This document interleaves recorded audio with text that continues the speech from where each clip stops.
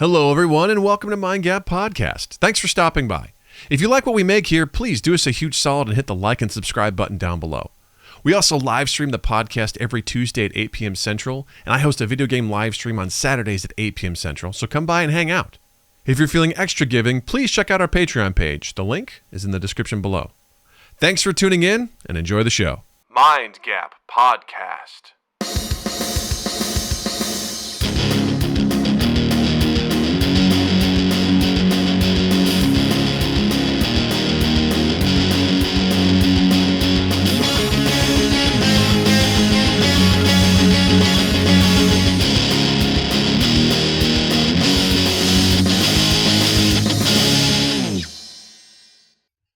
Hey everybody, welcome to Mind Gap Podcast. I'm Doug.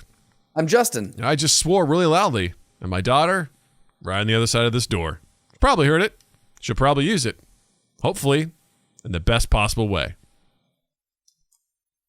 Doug's This has been Mind Gap Podcast. It's been Mind Gap Podcast. Check in and see if Doug's daughter goes to detention. Natalie has, from day one, has had a innate ability to use cuss words in the correct context. So I have no doubt in my mind that she will continue that trend now. Well, if she has her mom's mouth, then she will absolutely use them correctly. So that's what matters. Because get swearing. Jill's got a mouth on her. Let me tell you. So we need to clip it, and that's a quote out of context. It is. She's got a mouth on her. Anywho, I hope you're all doing great. Hope you're having a wonderful evening. If you're watching us live, we are streaming on a different day. I normally say we stream on Tuesdays, but we had a schedule conflict, so we are problem solving, and we're doing things the way that we know how, which is the right way. So, suck a dick. Everything we do, the right way. The right way. And don't you forget that. So, super excited. We got some fun stuff to talk about tonight. But before we do that, let's get in with a little bit of housekeeping. Do it. Do it. Do it. So last week we sent you all on a quest. And some of you completed that quest with flying colors. So if you didn't do your quest last week, which was to go to our YouTube page, youtube.com/mindgappodcast, find your favorite clip, find your favorite video, find your favorite episode, and post it on your social medias and tag Mind Gap Podcast while you're at it. Please do so to earn our favor. We very much appreciate that. Second quest for this week. If you're listening to this on the audio format, on a podcast app, whether it's Apple Podcasts, whether it's Spotify, because we are still on there. We didn't take our stuff off there because nobody would care if we took our stuff off, but we're still there. We would make no dent no. in the numbers. Stitch, Podbean, Good Pods, wherever you're listening to this, your quest is to rate the podcast and also leave a review. It'll take you 2 minutes. That is your quest this week. Go to wherever you're listening to this on an audio format, any sort of podcast app, rate it and review it. That is your quest. If you love us and you want to see us succeed, that is your quest for this week. We appreciate your efforts. We appreciate everything you're doing. It's just, this stuff is hard for me to ask people to do. It really is. It always feels gross to promote myself. I don't like doing it. I don't like networking. I don't like doing any of that stuff because it feels off. But at the same time, we're making some gains here, gang. We're seeing some uptick in some numbers, and I'd like to I'd like to see that keep going. So, for everyone who's listening and participating, fucking love you. You guys are great. Yes. You all are great, and we appreciate that. We appreciate everything you're doing. Just asking for a little bit extra. Just a little bit extra. If you can do it. Just one little thing. One little thing. We appreciate That's that. It. That's our call to action for the week. Your quest has been laid before you. We hope you accept. And we will bestow you with additional land and knightly titles, as is, part of a fiefdom. It shall be done. We shall give you a rock painted as a fairy. Indeed. If you're good, yes. You shall be rewarded. Indubitably. Also, if you'd like to support us, please check out our Patreon at patreon.com/mindgappodcast. I added an extra tier. This is a $1 tier. What? Yeah. There's $1 and there's $5. $1. Right? $1 is just like, hey, I want to support these guys. I don't have a whole lot. $5 is a big commitment, but I want to support you. There's $1. There you go. Bam. Right there for you. If you want to be like, I want to give at $5, that's awesome. You get exclusive rights to a particular channel within our Discord. You get a shout out every time we stream, which leads me to this week's Patreon supporters. We got a new one. So slick. Shout out to Tom McIntyre for his support, also known as Sirloin in our Discord community. Love Tom McIntyre. Went to college with the guy. Phenomenal athlete. Love him to death. Thank you, Tom, for supporting us. We appreciate you, buddy. We appreciate your support. This is for you. Yes! Tom. Continued support comes from Richie Armour from You Haven't Heard This Music podcast. If you guys haven't checked out that podcast and you like music, then what the fuck are you doing with your life? Go check them out. They're great. Continued support from Zenny, our very wonderful Meowniverse memer supreme, Zenny. Thank you for your support. Everyone, here's what we're gonna do. Everyone's gonna get their own custom. When we shout them out, they'll have their own personalized sound effect. Oh shit! Moving forward, how about that? You know what? We should make that. If you subscribe for a certain amount of months, you get a personal. Yep. I like that. A personalized soundbite. I really do like that. Of course, the mighty Slutty Bartfast. Thank you for your continued support as well. And fuck me, Slutty. There it is. And last but not least, Almighty Crit from the Fumbling Four and the Almighty Crit podcast. Thank you for your support, my friend. There you go. For now. That's all I got right now. But for now. Wait, no, I got a better one. I'm sorry. Here we go. There you go. There's one for Crit. There you go, Crit. So please head over to patreon.com/mindgappodcast. If you'd like to support us, that is the venue to do so. We appreciate you. Can I throw out a suggestion for Please. that? Can we make $100 tier? I mean, we just for why not? I mean, we could. And it's called the Insanity tier. And if you subscribe, you are insane. I mean, we suppose we could. I mean, I would just like to. We could just put it up there. It's like, why would you do this? And just see. Exactly. You know? Yeah. Wolf. I didn't see you on there, man. It's okay if you don't. You don't have to support, Wolf. You're part of this show. Okay. Absolutely. You only do that if you want to. I'll fucking do it, Justin. No, Wolf. No. Hey. No. You know what? We won't put it up there now because you're just crazy enough to do it. So yes, check us out on Patreon. Also, if you'd like to support us, another way is to check out our merch on redbubble.com. Just search for Mind Gap Podcast, all one word there. We've got our classic logo, our spray painted logo. Get yourself something nice. Get yourself a hat, a t-shirt, a hoodie, a tote bag, a backpack, all sorts of stuff, man. Like, lots of good stuff. You get something nice for yourself. You can wear that around, support the podcast. We appreciate it. Appreciate you very much. Also, if you'd like to get to know the cool characters like myself, I'd say Justin, but Justin's typically not there, but the other cool people in the community, check out our Discord server. There's a link to it down below in the description on our YouTube video right here. Check it out. Join us. Come hang out. We have a really good time. We post fun memes. We have great discussions. We set up game nights. It's awesome. It's a really good time. Come check that out and get to meet people like Wolf and Noah and Slotty and Zenny and Jared and all the other great people. It's a really good time. So come check that out. And last but not least, check out our live streams on YouTube, youtube.com/mindgappodcast. Typically, it's every Tuesday at 8 p.m. Central for the podcast recording, and Saturdays at 8 p.m. Central for video game stream time with me, hosted by yours truly. And we have a really good time. We had a really good time last Saturday. We played Ultimate Chicken Horse, the critically acclaimed game, known for its incredible story, its in-depth cutscenes, and your ability to play as a chicken, a horse. You can unlock the squirrel if you're lucky, and anything in between. It's a platformer game. I do not like platformers. Don't do anything for me. When I was a kid and I got Super Mario Brothers and I played it because that was a game and that was one of the few that existed, that was fine. I don't typically enjoy them. I don't like running and jumping. My hands get sweaty. It's really, I can think that it's not super fun to me. This game is all about that, and in fact, you design your own level as a group. Well, you can have up to 4 people playing, and the objective is to get from point A to point B, and you have a certain number of rounds, and every round you get components. And the catch is, if it's too easy and everyone gets to the finish, nobody gets any points. If it's too hard and nobody gets to the finish, nobody gets any points. So you got to make it hard enough so that you can get points. And if you solo it, you get bonus points. And if you knock someone out with a trap, you get bonus points.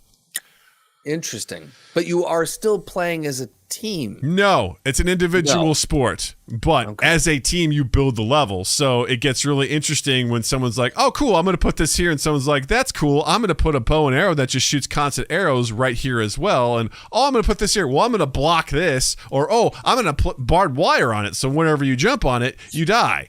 And it turned into complete mayhem. And That sounds fun. I'm not going to lie. It was an absolute shit show for me. And we were playing, winner bows out. But regardless of what happened with me, I was hosting. So I stayed in for the full 2 hours. And it was the first time I've ever wanted a stream to end. I was just like, Jesus Christ, make this end. This is so stressful for me. I'm so bad at this. It was very entertaining. So we got a couple shorts out of that, which were fun. We released one today, actually, at the time of recording this. So, you get a real good shot of how it was. It was really, really fun. We had a good time. The Mind Gap All-Stars joined us. We had a really good time swapping people in and out. It was really, really fun. So check us out on Saturdays for our game nights, Tuesdays for our podcast. You won't regret it. And while you're there, last thing, like and subscribe. Right now, everyone says it, but I didn't realize how important it was until we needed likes and subscribes. For those of you who don't know, if you want to become a partner with YouTube, you need to have on your channel 1,000 subscribers and 4,000 hours of public watch time. So you have to get both of those metrics to qualify to monetize, to get money. So we are slowly but surely punching our way there. And every like, every subscribe, every time you share and get more people to view, it adds up over time. So we appreciate you. We appreciate your support, and we love you. That's what it is. Just nothing more to say than we love you. We love you. Thank you. Thank you. So that being said, Justin, how's your week, man? Oh man, my weekend was great. Went and saw my family in the Quad Cities, and it was I feel like I haven't seen them in a while because we were going to go down around Christmas. Beth and I got COVID, so that pushed it back into January. But then something happened in January, so it just kind of kept getting pushed back and pushed back and pushed back. So it was nice to go down there, and we got to drive down in our brand new car. Ooh. We didn't have to rent a fucking car again. Yeah. So excited. That's awesome. It's been nice to have a car, I got to admit. Again, we got a new Subaru, and it's been fun, man. I enjoy tooling around in it. New cars I don't know what it is about the new car smell, but it is so pleasing to me. Yeah. It's one of those smells that I've heard some people say that they can't stand it, but for me it is I don't know what it is. It's just very, very pleasing. That and paint. If I walk into a place and it's freshly painted or like it's new construction, something about that is, I like the feeling of new. I like the smell of new. There it is. We got down to it. You ever walked into a trap house that's been freshly painted while you're strangling a prostitute after 2 years of a divorce, hard-earned? Well, then you know what it's like to drive a Subaru. It is. That fucking TikTok. I can't stand that fucking thing. I can't stand it. Every time I scroll through Instagram, I see a reel and someone's got the mustache on. I'm like, next. Nope. Not going to do it. Bothers me to no end. But anyway. Right. So Jared says, can you please pronounce Subaru the New Zealand way? Okay, here you go. Subaru! Did I get it? Did I get it? That's good. Yeah. Yeah? I think you got it. Yeah. Subaru! Subaru. Yeah. Was that it? Total New Zealand, right? Yeah. Throw us a challenge, Jared. Yeah. Come on. Jesus Christ. That's what you call a slam dunk, motherfucker. Yeah. Car. That was it, right? Car. That was it. Car. Car. Anyway, I cut you off. No, it was great. How was your week and or weekend? It was pretty good. Natalie we are finally on the Return of the King for Lord of the Rings. Every Friday is movie night. I forgot you guys were going through that. And we finished Two Towers, and then we moved into a little bit of Return of the King, which I realize the extended version is over 4 hours long. Like, is a long movie. So yeah, you're testing a 5-year-old's attention span there. Honestly, dude, driving home today after picking her up, she goes, "Dad, about the ring." And there was just no context. I go, "You mean the ring from Lord of the Rings?" She goes, "Yeah." And she just starts asking me questions. She's just, game on. She's Yes. like, "How come it turned that man bad? You know, Gollum?" I was like, "Great question. You know, his original name was Smeagol." And she just starts asking questions, and I was like, "You know, the ring is evil and it corrupts people. What's corruption mean?" "Oh, it just turns people, makes them do bad things." She goes, "How can a ring talk?" I'm like, "Well, it's more of like influence, and we're just getting into all this sort of stuff," and I fucking love it. I was like, "This is ask me any question anytime about this, and we will have a conversation." I love it. That's fucking great. I love that, man. That, and she's just constantly asking me questions about the Eternals. And I'm like, "We've already covered what this is." Coming home from swim lessons, she's like, "Dad, the Deviants, why were they there?" I'm like, "Oh my God. They were there to get rid of the apex predators, but then they evolved and they started hunting humans, and you got to have humans in order for the Celestial to be born.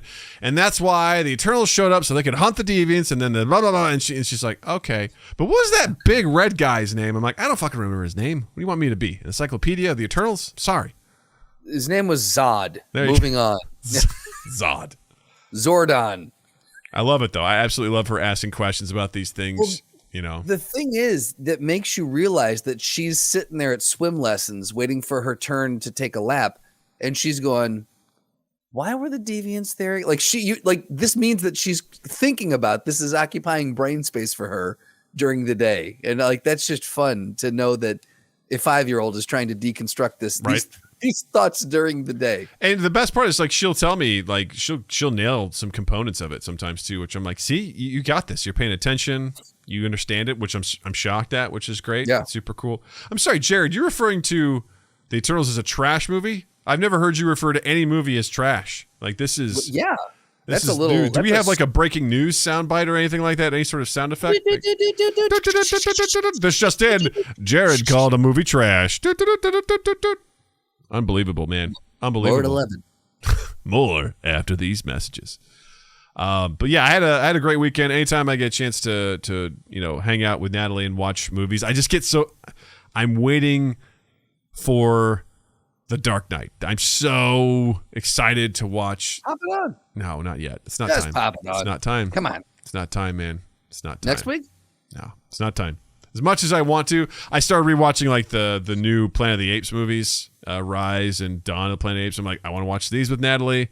Yeah. There's no way she will enjoy this at all right now. It's just gonna be like, why are they hurting the apes? You know, like what is going on? Like, yeah, it's not gonna make sense to her. But I look forward to have watching these movies with her. I'm like, oh, this is gonna be so much fun. I'm just going through the list of movies. I'm like, oh, I want to watch Alien with you. Want to watch Aliens? What's funny is that like I've got memories of like me and my dad sitting down and watching, Caddyshack, or watching, Butch Cassidy Sundance, like watching Bullet or some old school movie, or some old Western with Clint Eastwood. And my dad be like, "Oh, when I was younger, I used to love this and this and this." And it's getting to that. It's weird to go through those passages of adulthood that you witnessed your parents going through, but didn't have any context for what they were going through. Yeah. And now you're living, you're like, holy shit, this is what it was like? No wonder they were so excited to show me this thing. Right. Because they loved whatever they were showing me. And I pray to God that my kid's going to love what I'm showing them, because if not, I'm going to be hurt. Well, that's going to be the thing is, I don't want to like overly influence her. Like if she doesn't like something, I want her to be able to be like, I didn't like that. Like, that's cool, but at the same time, I don't actually have any fond memories of watching movies with my parents. Like a lot of that was spent watching VCR tapes with my brother when we were on our own. Like we entertained ourselves with that. I don't really have a ton of memories of sitting around watching movies with my parents. Like, yeah, I remember going to the movie theater with my mom, while we were on trips and stuff like that, but it wasn't, there's not a lot of fondness. Whereas now I'm hoping I'm creating at least some lasting memories with Nat. So she at least, we'll sit there and we'll watch it, and she hates spiders. So I warned her, I go, listen, Return of the King, there's a big spider.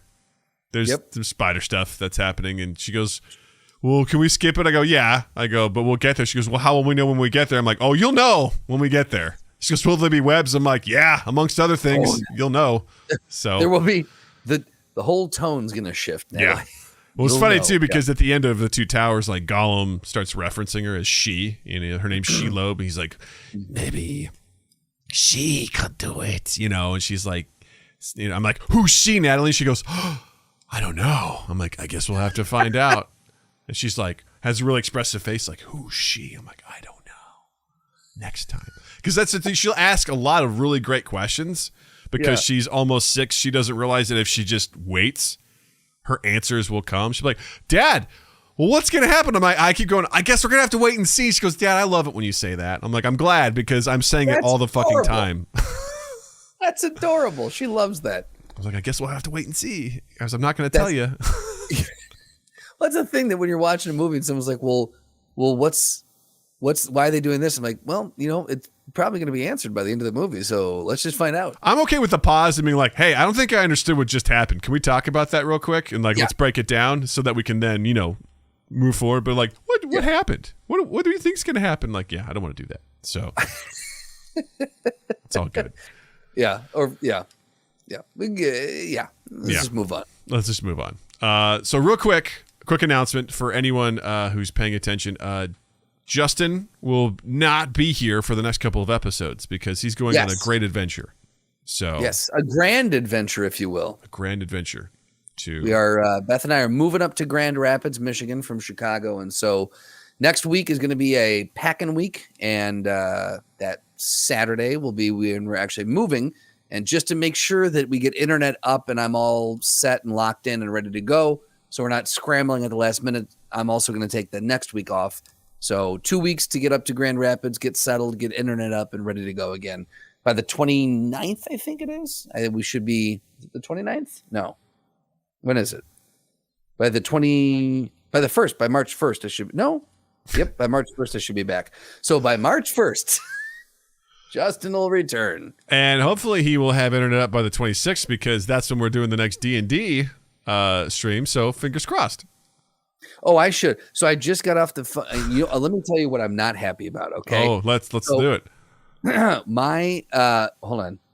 Justin's not happy. Beautiful. So my building that I currently live in is RCN based. So I was forced to have RCN, right? Now, I can get a good deal on another service for reasons we won't go into. And I have every year that we've re-upped our lease here, I keep asking, is there any possibility of getting this different service? And they're like, no, we can't. We're with RCN and this and that. And that's fine. RCN has been fine here. I've never really had a big issue with them. Their service, their internet has shockingly been lightning fast. So I've been very pleased. I just don't like not having a choice. Mm-hmm. And so moving, I'm like, here we go. Now I get my choice. I get to do the thing. New apartment complex. We're signing a 5-month lease at an apartment complex while we continue looking for houses. The apartment complex is like, oh, and we are with AT&T. I'm like, well, right, but like we can get anything, and they're nope. We have a exclusivity deal with AT&T. And I'm like, no, come on. So I just got done setting up my AT&T account, and let me tell you the truth. AT&T is just as bad as everyone says they are. I do not like the experience. The individual person was fine, but the whole experience of setting it up is a bunch of nonsense. Is that even good internet, or is that still like DSL? No, it's they've actually got fiber lines rolling out now. So last time I had them, it was DSL. So that's all they offered. This is high speed internet. What they're claiming is high speed internet. We'll see.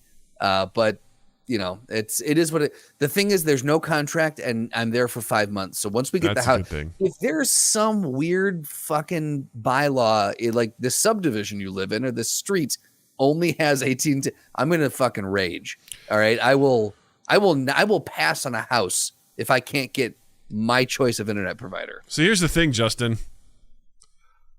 I don't have any choices, and I live in a house because Comcast is the only one that services my area. And I hate it because I'll get any other one. I'll get ads for all sorts of shit. And I'm like, let's check this out. It's like, yeah, we'd love to. Here's everything we offer. I'm like, that sounds good. It's like, type in your address. It's like, nope, we don't service you. I'm like, fuck off. Like, really? Like, I have to use Comcast, and I hate it because they only do cable internet packages. You cannot get internet by itself.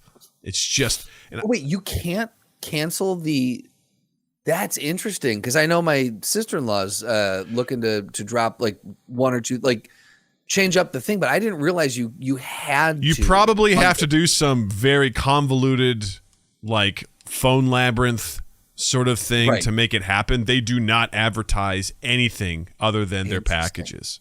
So, which sucks because I'm like, I don't even use the cable package. But well, the AT&T lady was hard selling me on, if you want to bundle cable with this and this. I'm like, no, we cut the cord a while ago. I said we do Sling for our live TV, and we have a bunch of, and I do Pornhub for other stuff, for family time. I'm good. I've got Pornhub. I just need internet. This is fiber, right? So I can download porn really well. You've got a terabyte of data. Can we go unlimited? I don't think you realize I'm next to blind. Yes, I have 3 hard drives in addition to what I got a lot of downloading. So I'm streaming 7 devices 24 hours a day. Right, whatever room I'm in, it's playing. My wife made me give up my DVDs in exchange. I said I will download it from the internet, so onto hard drives. So that's what I'm doing. So stacks and stacks of hard drives. Yeah, I replaced the stacks of DVDs with stacks of hard drives. They're all meticulously organized, so I can find exactly, they're labeled, so I know like this is the drive that's just anal. This is the drive that's all about butt plugs. That should probably actually. Let me go back. That should also be with anal, I think. Oh yeah, that needs actually. Give me an idea. I need to fix this. 1 second, please hold.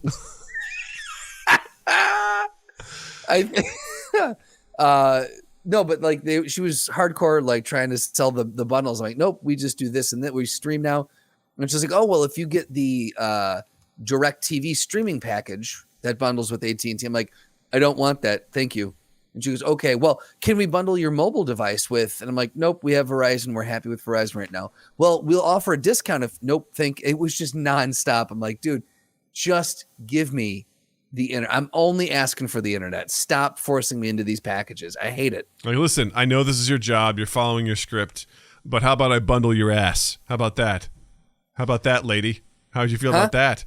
Yeah, I'm going to bundle your ass. We'll get to the butt in a second. Yeah. It's just like, I was getting a lot of these advertisements through the mail, which I can't fucking stand. I can't believe companies still do this. Like, what a waste of money to send out mailers. Money and paper.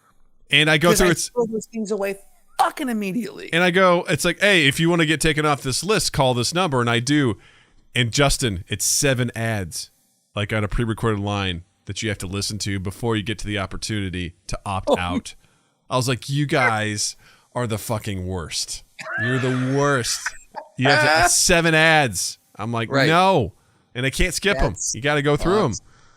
The worst. Dude, that's rough. I would love to see what the return is on those paper flyers that get sent out. Like, is this really worth your... if people are still doing it, you have to assume that they are getting some return on it, right?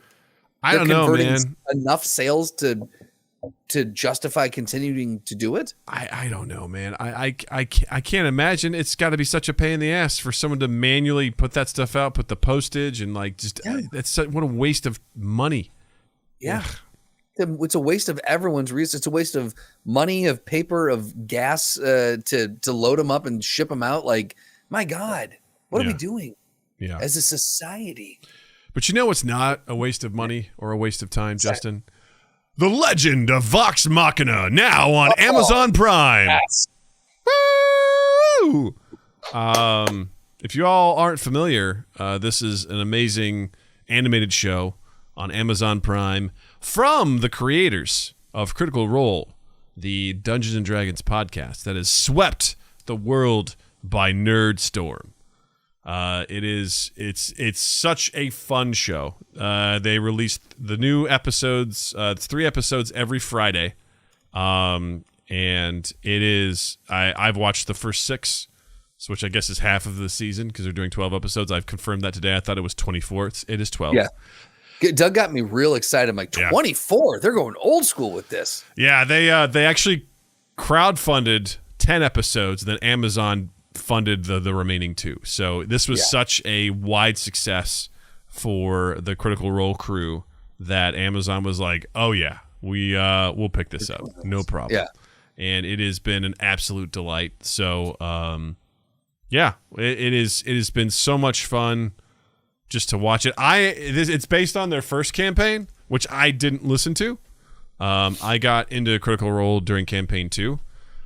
So this is like super fun for me because I know of the characters, but I don't know any of the story that happened. I know this isn't necessarily a straight adaptation of their campaign. They've thrown in some extra stuff and some new stuff, and they've streamlined some things. So I'm just enjoying it because I also really enjoy these players as voice actors. I think they do a phenomenal job. They're really talented voice actors, I gotta say. Every one of them is just bringing the A game, and I'm floored at how many different voices Matt Mercer does.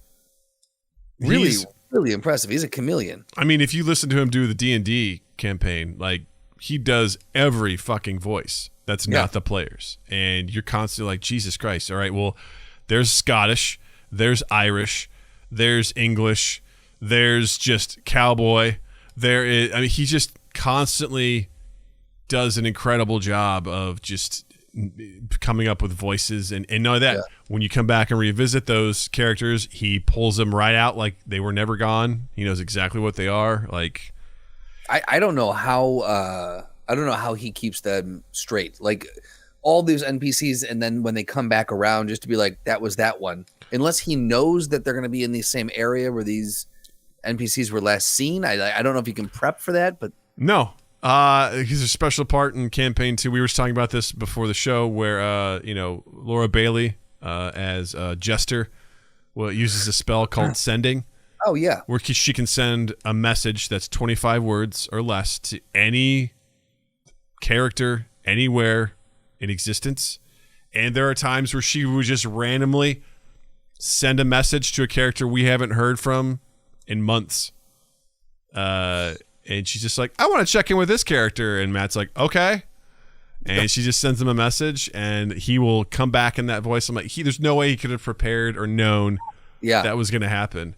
Wow. And it blows my mind that he has the capacity to be like, all right, the Pirate King, got it. Yeah, I know exactly who that was and how he sounds like, and he gets it and just fucking delivers it like a champion. I have no idea how he does that. It's incredible. It's absolutely incredible. But I was, before we started rolling, I was telling you, like, you've ruined me now, because I did not think I was going to get into D&D. I thought, I was like, oh, Doug's been talking more and more about this to me, and Doug's getting really into Critical Role, and it's in my environment now more. And I'm like, it's entertaining and it's interesting, but it's not really my thing. I'm not going to get into it. And lo and behold, little bit by little bit, just chipping away at my armor, and you rolled a natural 20 and got right in there, Doug. That's right. I got all up in there, just a little bit by little bit. All up in there, yeah. Yeah, it's just so much fun, man. I'm a fan. I just honestly, I like the Critical Role squad as people. Like, they're just fun, good, relatable people, and they're just it's so much fun to watch them have fun. Yes. Like, there was something Marisha Ray, who plays Keyleth in the show, she tweeted out tonight, and it was this during the middle of a show recently. One of the new guys, Robbie, he's taking all his dice and he's stacking them up, and Travis is sitting right next to him. He's watching him do it. He's giving the side eye. He just slowly moves his elbow over, very stealthily. And then right as Robbie's trying to put the finishing touches on, he moves his elbow real quick and knocks it and knocks over his dice tower. And he just is like, you motherfucker. And like they're both just, there's a very dramatic moment happening elsewhere. And Travis is covering his face. He's like trying not to make any noise. And they're both trying not to laugh. And they're just like, Robbie's just staring at him like, you son of a bitch. Like, it's that you could just, it's like best friends, brothers. They have such a great relationship. And the thing that, I'm not going to lie, the thing that really pushed me over the edge was Fumbling 4. Yeah. That was listening to the few of those episodes to get, because I'd listened to some clips that you had sent me from Critical Role, but I sat down and listened to a few full episodes of Fumbling 4 to get ready for our guest spot on that podcast. And doing that, I was like, oh, I'm starting to see, like, it helped me to see the whole, a larger, like, okay, this is what a whole episode or a whole sit down session looks like. Yeah. And once I could see that, something clicked into place for me. I don't know what it was. I would have done it with Critical Role earlier, but the episodes are like 4 fucking hours long, and they're just, it's a heavy lift, man. The thing is, if you get started, you're off to the races. Like it was one of my favorite things to listen to over the summer. Basically from, I think, April through, God, I don't know, like right until they started Alexandria Unlimited, which was like the miniseries before Campaign 3. Like I finished the whole thing, and it was just whenever I was walking, whenever I was working out, whenever I was cooking, it was just like so nice knowing I'm like, I've got 4 hours of content, and I was just burning through them like one after the other, and it was just so enjoyable to listen to. So few ads. Like so few ads. It's so much content like the whole time. It's so much fun. And it was just also, I just look at it as it's a double-edged sword, because people actually call it the Matthew Mercer effect.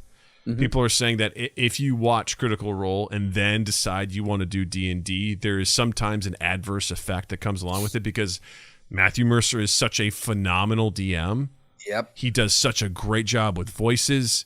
He does an incredible job with his campaign. It's meticulously like detailed. Like he pulls out all the stops for this sort of stuff that people go in with these humongous expectations. And then when it's not Matt Mercer over there doing like and then you open up a wine bottle, and he does like all the sound effects and things like that. People are like, this fucking sucks, man. What is this? This is what it said. It's like Critical Role is porn.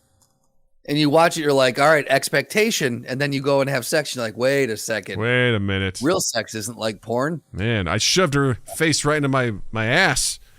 And she was like, what are you doing? And in the other movies I saw, she just went after it, like it was an all-you-can-eat buffet, Is that on the anal hard drive as well? Yeah. Yeah. Obviously. Obviously. Yeah, no, I can see that though, where like he would, because he's phenomenal at what he does for good reason. I mean, that's why they're so popular. But yeah, I can see where that would be if you got started there and you just had a DM was like, all right, what do you want to do next? Just a lackluster DM. Well, yeah, and the thing is, like, there's nothing wrong with that either. It just depends on the group. And to be fair, D&D, like Critical Role, they're performers. Like that. What they're doing is a performance. It is pure entertainment. Like they are having fun, but it has morphed into them entertaining, and they're enjoying themselves. But they're actors. They are trained actors who are playing this game of pretend. Like they're going hard, and they understand their characters. They know how to play it. Like they cry, they get angry. Like they do what their characters would do. It's awesome. It's so much fun. Like being able to do that, and it's not always going to be like that. And that was kind of the thing for me, is I never played before, and then I did, and I was like, oh, I should listen to Critical Role so I can get better at the game, which it did make me better at the game, because I would be sitting there listening to combat, and someone would say something, I'm like, nope, that's not right, it should be this, and then Matt would correct him. I was like, nice, I'm right. I know what should happen as their character who's doing this. And D&D is full of endless rules. It is rules on rules on rules, and at the end of the day, you know what? You can say fuck the rules and just have fun. That's what it's all about. But when things call into question, it was really nice to be like, I know the answer to this, and it made me better. But also at the same time, I absorbed the theatrics with it and the everything. So then when I went back to it, I was a little disappointed. Yeah. When it didn't meet expectations, and that was on me. I was like, I can't expect anyone to be this group of people. That's not what this is. I can't expect other players who have never played before to really go deep into role playing if they're not comfortable with that, you know? Our one shot is going to either be the best thing you've ever done or the worst thing you've ever done. Yeah, I am. Either you're going to have fun with a bunch of noobs playing, or you are going to get so disheartened because we're like, it's going to be like you're chasing toddlers around. You know, Yeah.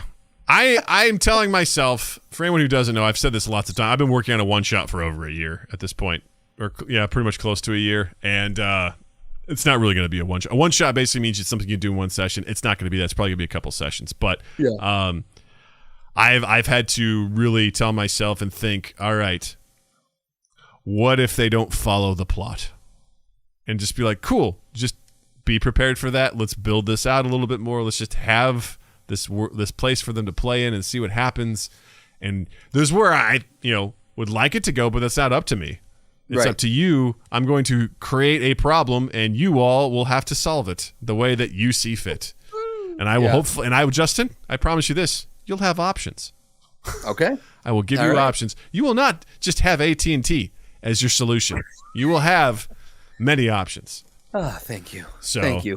It's not going to be like the D&D Lite that we play on Saturdays, where it's like, okay, you have either this or this. You go to this next room, then go to the next room, then go to the next room. You go to the next room and go to and then you battle.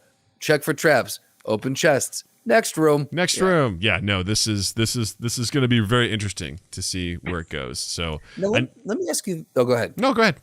I was going to say, let me ask you this: Is it just? And I can't remember what the name of the effect is, but is it just that I have been inundated with D&D more, and so I'm noticing it more in my environment or in my bubble around me? Or is D&D is it seeing a resurgence? Do you think that it is, there's a and may not like giant, coming back into the fold, but is there a resurgence of the popularity of D&D, or is it just because I'm more aware of it now? I think it's both.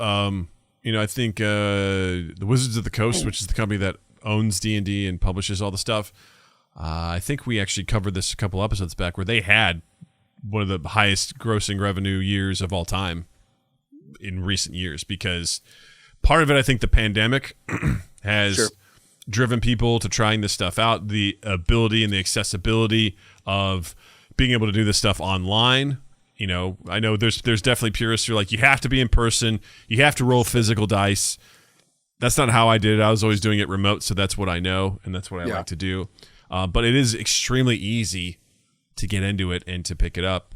And then on top of that, you've got things like Critical Role that are hitting the pop cultural zeitgeist, plus things like Vox Machina, plus there's a plethora of other podcasts out there like Dungeon Daddies and, Fumbling For and Almighty Crit and, all these other things. And there's, like Jervis just said it too, like Stranger Things, that popularized it as well.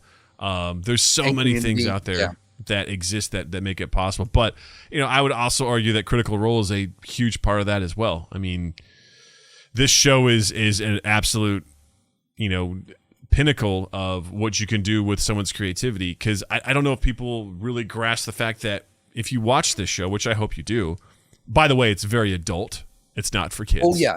I want to stress that. There is a lot of swearing. There's nudity. There's a lot of gore. It's very fun. It's raunchy. Yeah. It's the way that it should be.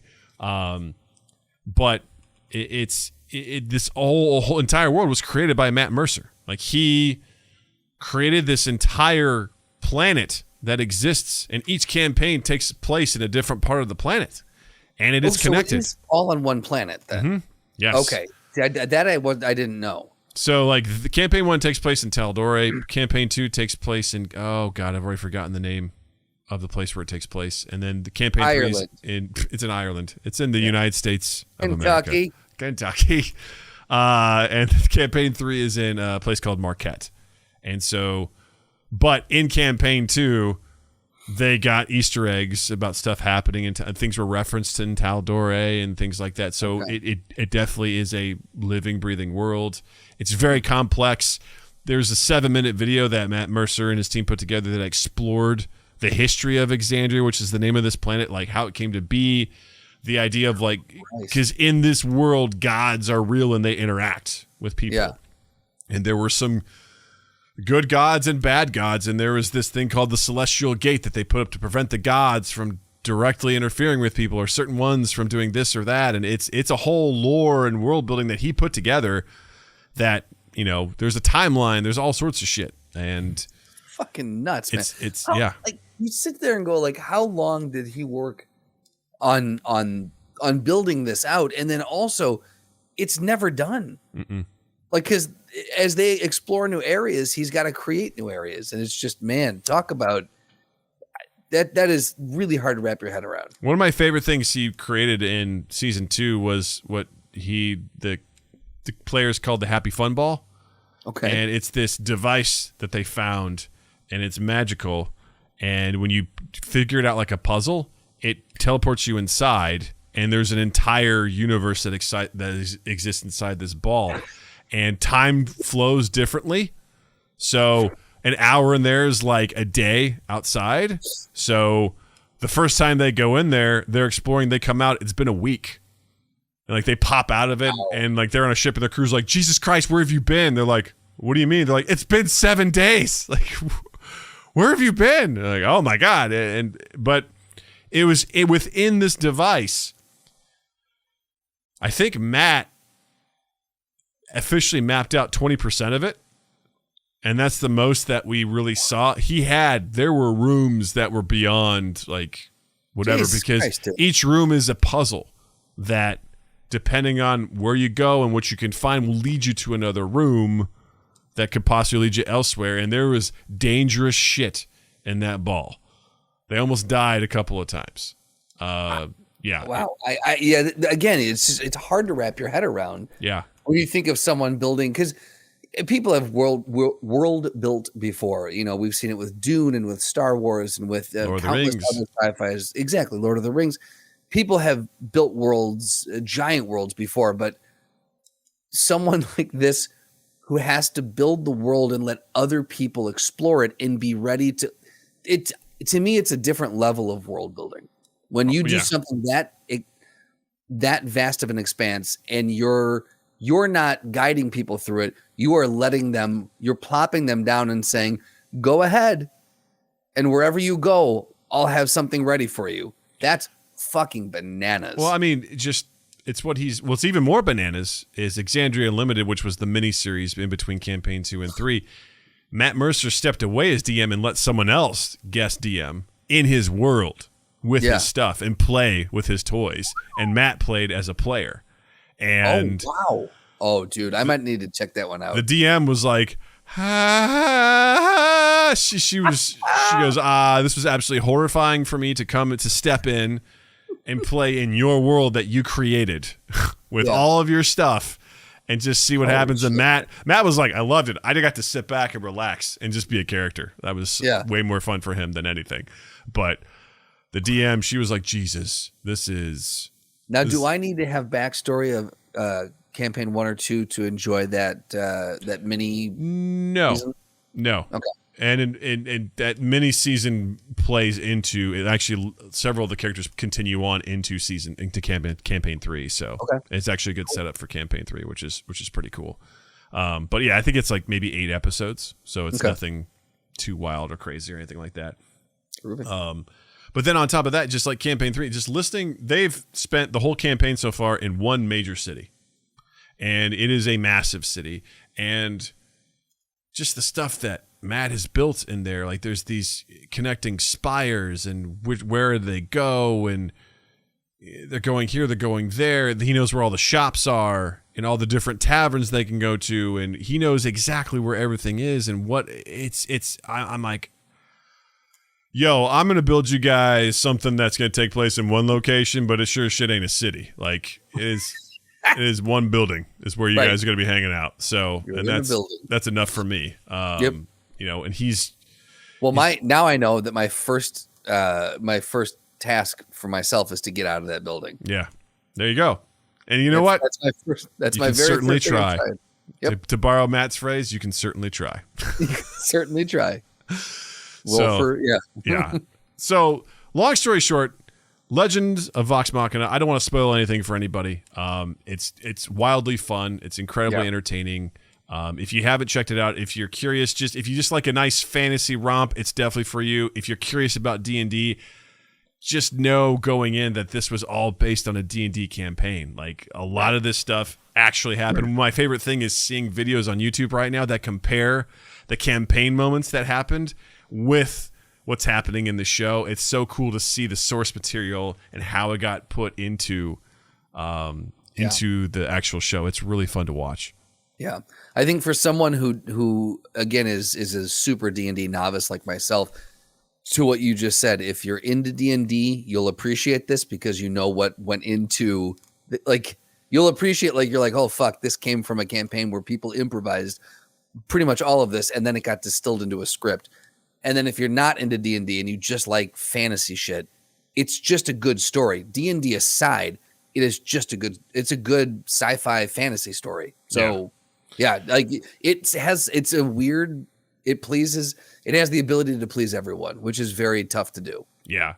And some of the performances, like, one of my favorite characters is Scanlan, who is a gnome bard, he lives up to the very epitome of how most people play bards, which is just a sex-crazed, charismatic fiend who is just very selfish. He's very interested in the money.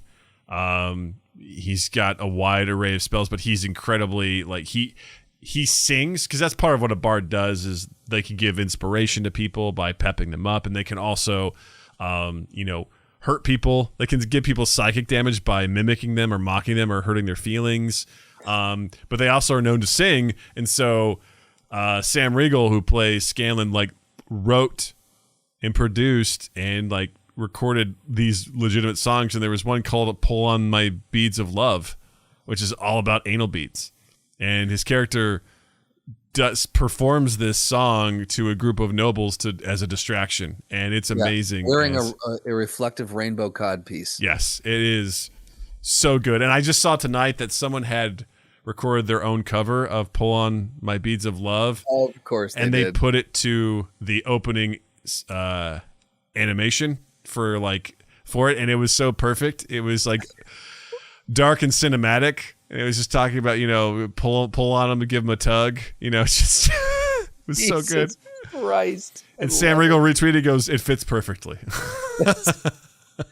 I'm just happy for these people who are part of this too. That the fact that they went to crowdsource it. They're like, hey, for our band of fans, mighty fans that want to see this, help us make this, and it blew the fuck up, and Amazon was like, yep, we're doing this, and then now they get to do this. It's just from a creative standpoint, I'm very happy that people who wanted to do something like this get the chance to do it. It's very cool to see. Well, that's the thing about this that just, it gives me extra joy in my heart. Is, again, I think the whole Critical Role crew, they're good people. They're just nerdy, talented actors who are just having fun, and they created something that was so much fun to watch.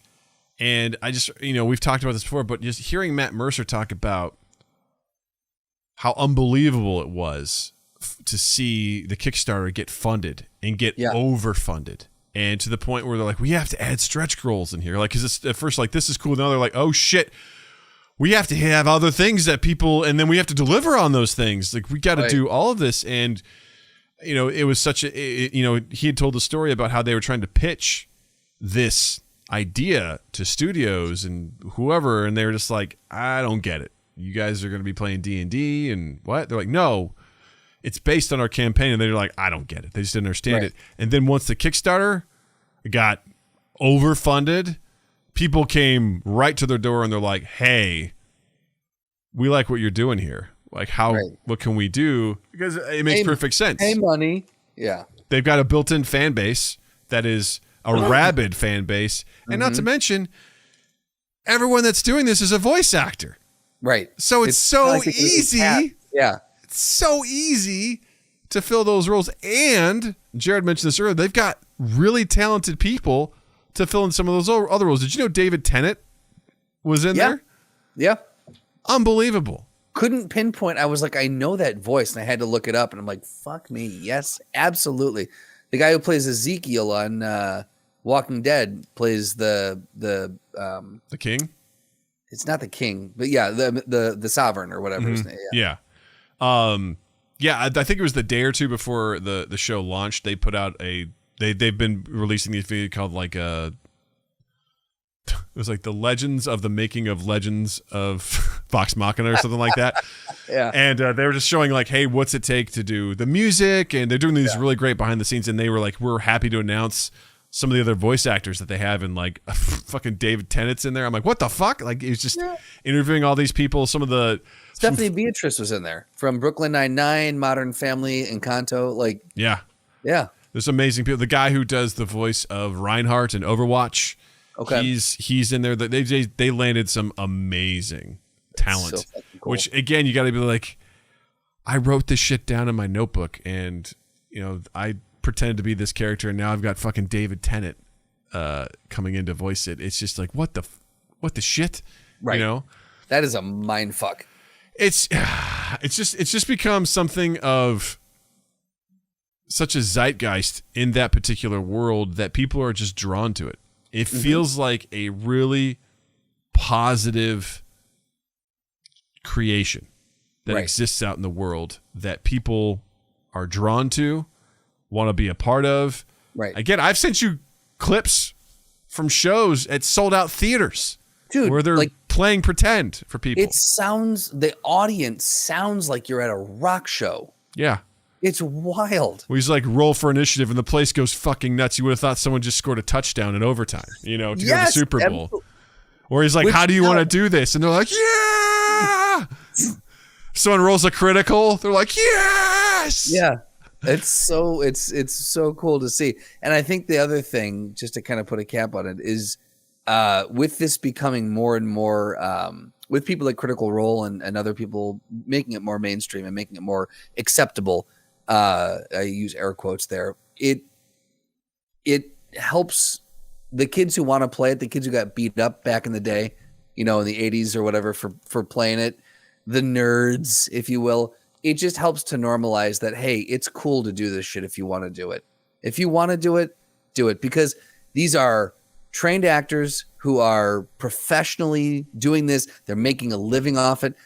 They're cool looking. Like, some of them have dyed hair. Some of them look like a badass. Some of them are great, really good looking. Some of them are goofy looking. So like, it's just everything you could, it's inclusive. And it makes you realize, hey, I don't have to hide in the shadows and do this. I can come out and have fun with this shit. And they've had some amazing guest spots from people who are amazing actors who come in and play along, which is so much fun. And I think, if anything, the internet has taught us that, for better or worse, there are communities of people out there that exist. And it's really, I think, demystified a lot of this world of it, because I always saw D&D as like, oh no, I will never do that. Like, that is same. That is weird. I can't. No, I'm not gonna play pretend. And then I did improv. I'm like, oh yeah, I can do this. Oh, I get it now. Okay, yeah, this is fun. Oh, totally. Yeah. We'll play pretend. Yeah, I want to play pretend with a fantasy element to it. Yeah, no problem. You got this.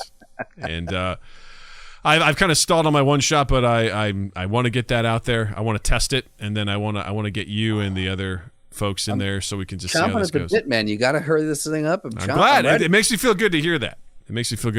So I got doing the fumbling 4 really took a lot of the worry out of it, because I'm like, again, like, hearing a full episode, but now being able to participate, I'm like, all right, I'm slowly starting to understand the mechanics. There's a shitload that I still don't get. You took me through that.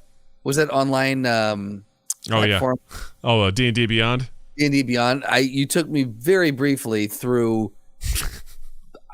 What is it? A scorecard? What would you? That's a character sheet. Character sheet. Yeah. Holy fuck balls! I mean, blee. The good news is all the information's there. Yeah, it's just a lot. It is a lot. It's incredibly overwhelming, but don't worry. Yeah, I'll walk you through it. I know you will. I know you got my back on that. I'll take care of you, boy. Oh my God. Yeah. Well, I mean, I don't think there's anywhere to go, but questions, we got the answers. All you do is ask. Practical, practical, practical, practical, practical, practical, practical. Ask Practical Doug. Oh boy. All Oh right. boy. Oh boy, here we go. This one caught my eye when I was looking. If you guys don't know, listening to this, there's a tiny practical person inside of Doug called Practical Doug, and Practical Doug helps dictate a lot of what Big Doug does. And Big our Doug. audience loves to ask Big Doug, Doug, loves to ask Practical Doug questions, kind of like a Dear Abby, but it's Ask Practical Doug. So you can hop on live with us, and you can ask Doug in the chat. You can jump into our Discord and ask us there. Any of our social medias, just hashtag Ask Practical Doug. And today's, I was kind of scrolling through, and I thought this one would be interesting. From Noah, he asks, "What is the best way to abbreviate the states? Should we have done 3 letters instead of 2? Should it be a number system?" And he gives an example, which is a wonderful example. Missouri is MO. Montana is MT. Should Missouri not be MI and Montana be MO? Michigan is MI. Should that not be MC? What the fuck gives, man? Yeah, man. This was obviously created in a time where there were 13 colonies that were turned into states. And so they sort of built from there, and then they kept going and kept going and kept going. And I think, in my opinion, it's kind of like what they do with, I think it's airport codes. Okay. I think the simplest way to do this, I have no idea. Something, What was that? I don't know if that's my dog that has a toy outside my door. That's just like yeah. slamming against my door. Super obnoxious, but sorry about that. What are you going to do? I'm like, what? What do you want? Let me in. Let me love you. I think it would make the most sense just to do three letters. Like, I think that would solve most problems. Just add that extra letter in there as opposed to 2. Like, why are we stuck with 2? Now, granted, you make that change, you got to change every online form. You got to change postal things. Like, you got to, you know what I mean? Like, it's probably not, we could survive with it right now. We're not picking up any new states, Right.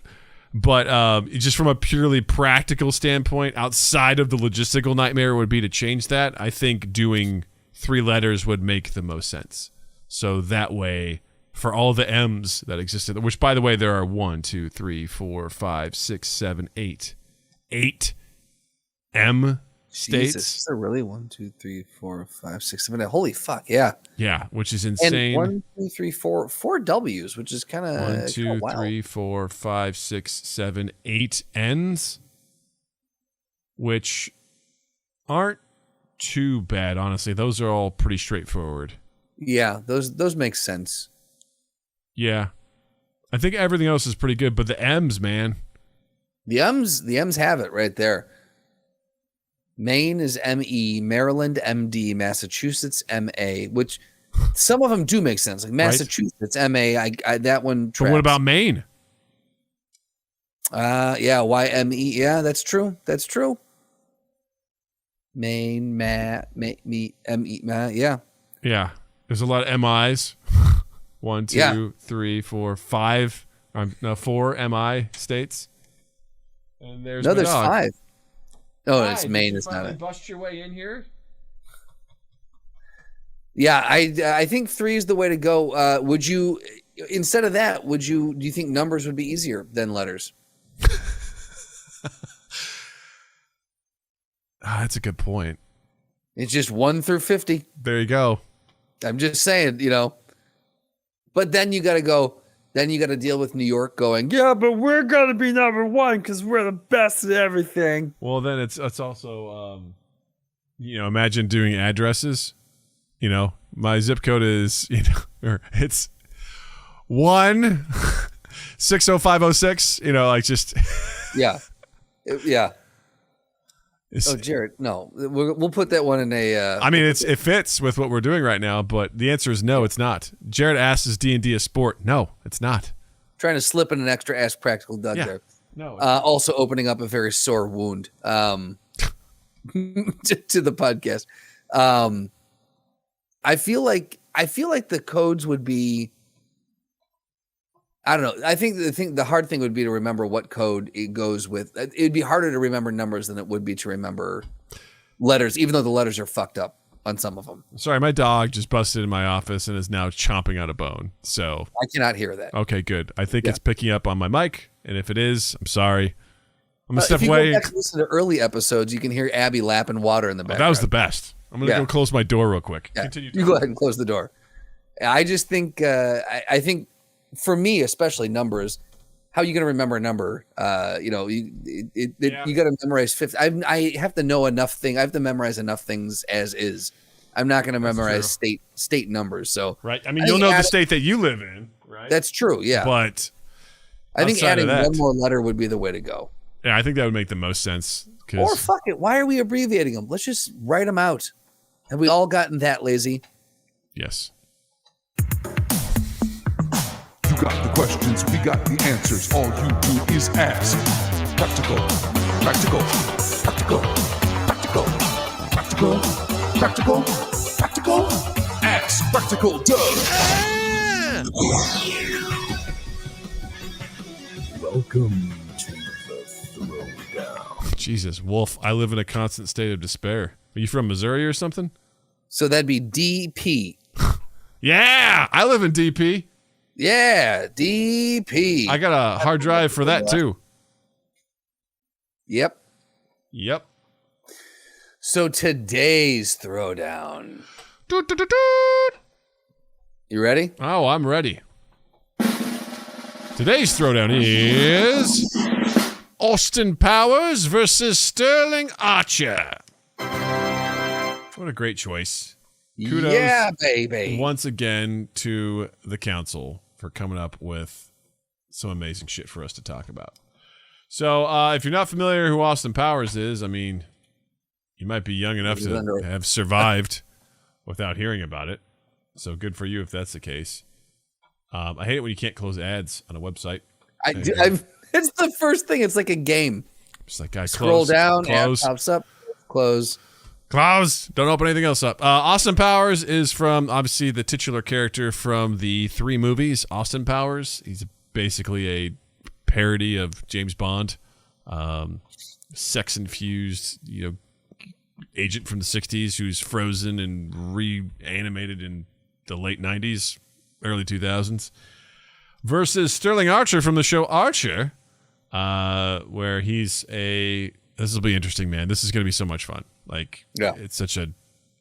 I have my preconceived biases, so it should be I know exactly who you're going for. You probably do. Who do you want to cover? Do you want to do... I'll do Austin Powers. Okay, you do Austin Powers. So Austin is a tier 9B, because that's important on every time we do these.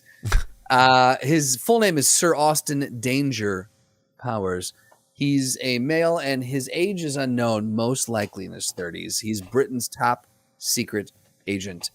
Powers and abilities: superhuman physical characteristics, pistol wielding, expert martial artist, fourth wall awareness, hypnosis, and seduction. What does superhuman physical characteristics mean? Teeth. He's got those teeth. I just clicked on that link, and now I'm battling with ads. Give me 1 second. That was my mistake. I invited this hell. Requirements: speed, lifting strength, striking strength, durability. It really does not do a good job of the levels of strength. I love his attack potency is stamina. His attack potency for a long time. His attack potency is wall level. Forced open a metal door. Defeated fat bastard who can shake an underground bunker and burst through doors. Yeah, I love it. Unbelievable. I don't know what his superhuman physical characteristics are per se, but he has defeated fembots by being so sexy that their heads exploded. So just keep that in mind. Speed, peak human. Travel speed with supersonic reactions, reacted to several bullets and even caught one in his mouth. That's true. He did catch a bullet in his mouth. That's accurate. Lifting strength, class 1. Striking strength, wall class. Durability is wall level. He survived an explosion that tore apart a room. Survived an explosion that killed his mother when he was a baby. Stamina is peak human. He's got average human melee range and several meters with weaponry. Standard equipment, pistol, high-tech glasses, and smoke bombs. And he has presumably high intelligence. Being a secret agent, he should be at a certain level of intelligence. Hold on. I'm going to stop you right there. That thing that says, being a secret agent, he should be at a certain level of intelligence. This intelligence is presumably high. I have issue with that. Do you? If you've seen the movies, he's not super intelligent. I wouldn't say he's dumb. Yes. He's not Maybe grog average. level stupid, but Yeah. I'd say he's relatively average, presumably high. How dare you? How dare you versus battles.fandom.com/wiki/Austin_powers? How dare you? Just saying, man. He's 9B. Just putting it out there. Weakness is very bad at aiming when using pistols, but standard equipment pistols. What's the hold on? His powers and abilities: pistol wielding, but he's bad at aiming pistols. Oh man. Okay. Yeah. His attacks are a judo chop, fourth wall awareness, and hypnosis. I love the fourth wall awareness. Austin could understand the language of someone else by reading the subtitles. That's Accurate. his ability. That is accurate. Doug, what does Sterling Archer have? Let's talk about Sterling Mallory Archer. He is a 9C. He is a master secret agent for International Secret Intelligence Service, former drug dealer and private investigator. So he's definitely in really good shape. I know this, from the show. I love the show Archer. He's so good. I've got posters of him up on my wall, shirtless. I know he's in good shape. He's definitely peak human physiology. He's skilled gunman. He's good at spying. He can deceive enemies. Resistant to poison manipulation. Due to his alcoholism, Archer can metabolize an absurd amount of both alcohol and poison. Barely being only mildly affected, drinking 9 melon balls after losing a liter of blood. Didn't notice being on IV drip of Zima for weeks. Quickly overcame the effects of knockout drug in a matter of minutes at most, and suffered no negative effects after drinking Barbicide, even fighting right afterwards. Oh, he's got sound manipulation due to his developing tinnitus. Is mainly unaffected by the sound of point-blank gunfire that causes other immense pain. Yeah, he's street level attack potency. He's a pretty good fighter. Speed, athletic human. Are you hearing an echo? Nope. I am. And that's upsetting. Hey, chat. Anyone watching live right now, are you hearing an echo? Are you hearing me or just yourself? I'm hearing myself. That's also coming through on Discord. Delightful. Wonderful. We hear it. Okay. Fantastic. Okay. Then let's wrap this up. Yeah, I don't know why that Robert happened. Ballmeyer jumping back in again. Why did the echo just start? Why? I haven't echoed this whole time. What happened? Well, one of those episodes. Yep. The fuck? It's because, but yeah, Bob jumped in, and so now it's like, nope, can't compute.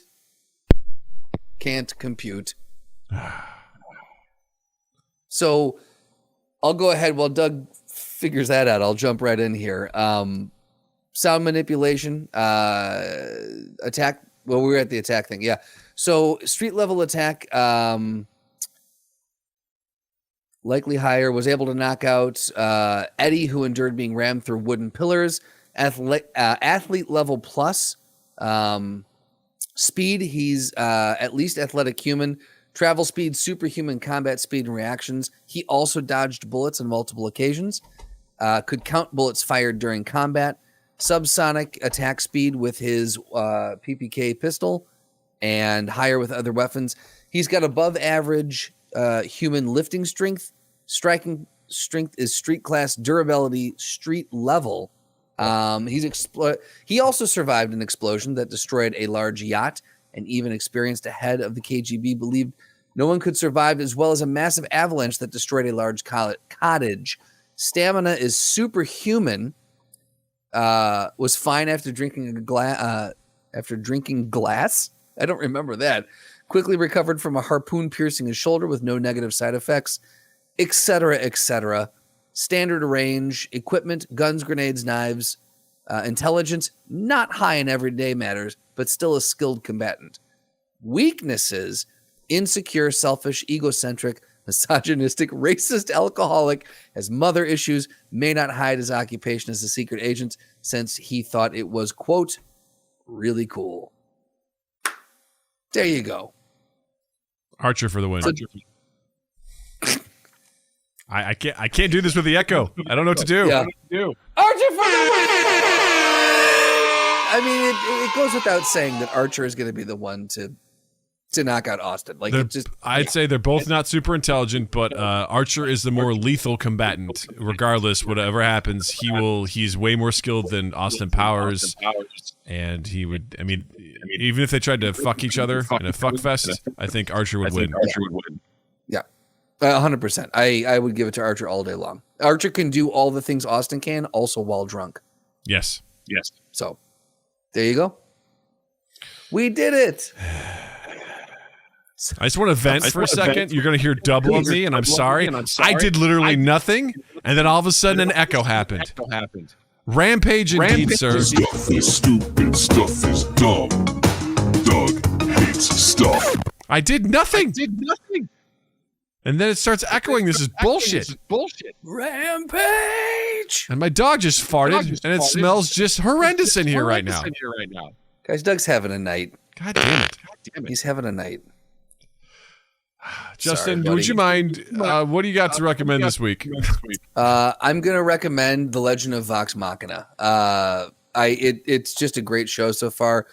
Again, if you're into sci-fi, or it's not sci-fi, if you're into fantasy, Lord of the Rings style, anything that has to do with that, check it out. It's a great fantasy show. And if you're also into Dungeons and Dragons, or if you're curious about D&D, this is a great, very, very light entry point for you, because it's not D&D heavy, but you know that it came from a D&D story.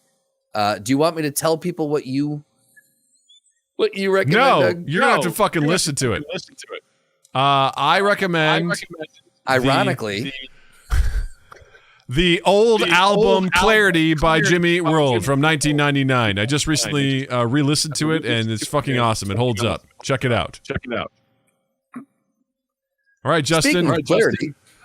All right, Justin. Take us through the end of the show. It's all you. Oh boy, you've never done this before. All right, call to action. So what we're asking you guys today is, nope, that's not the one. Guys, thank you for listening. You can find us on YouTube. Make sure to share us around and all that. What do you do, man? When you don't do this, it's really hard to remember all the things you follow do. us on all our Join social medias. Yeah. You can support us on Patreon. All of our social medias at Mind Gap Podcast. Join us on Discord. Check out merch on Redbubble. And on Saturdays, you can join Doug for the video game live stream. And our call to action this week is for you guys to go to wherever you listen to the audio version of this podcast. Rate us, give us a rating, and give us a review, because it is massively, massively helpful. So thank you for that. And while you're in the online realm, check me out on Twitter and Instagram. Man, I'm all over the place. Twitter and Instagram at Justin_Michael, spelled Mikel. It's the fun way of spelling it. And then you can listen to us on all the Spotifys and Stitchers and all that good stuff. And then just keep an eye on all of Two Estates things. Oh, tomorrow morning, if you're listening to this live, tomorrow morning, The Life and Debt of a Liberal Arts Major is premiering on YouTube at 10 a.m. Central. So hop on YouTube, Two Estates channel, and check that out. And then you can watch it anytime after that. It'll go right on demand. So there you go. Doug, I want to say thank you. Thank you. Stream and everyone watching live, thank you. And listeners, thank you. And you all have a dandy fucking week! Mind Gap Podcast.